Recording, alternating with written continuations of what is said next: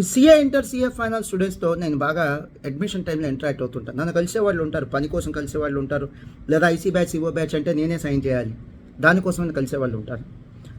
వీళ్ళలో ఎక్కువ మంది, కనీసం 50% ఎలాంటి వాళ్ళు అంటే రిపీటర్స్, అంటే మళ్ళీ రాసేవాళ్ళు.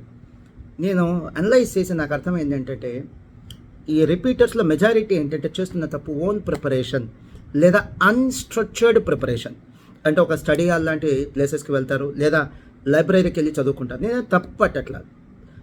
ఈ స్టడీ హాల్ రన్ చేసే వాళ్ళది తప్పు కాదు, 80% తప్పు కాదు, మీదే తప్పు. సీఏ కోర్సుకి ఇవి సెట్ అవ్వవు. ఈ విషయం కూడా తెలియకుండా మీరు సీఏ ఇంటర్కి, సీఏ ఫైనల్కి ఎలా వస్తున్నారు చెప్పండి? ఇదేం 10th క్లాస్ లాంటి కోర్సా అండి? మళ్ళీ ఫెయిల్ అయ్యి సీఏ ఇన్స్టిట్యూట్ని బ్లేమ్ చేయటం ఎందుకు? ఒక స్ట్రక్చర్డ్ కోచింగ్కి వచ్చేసేయండి.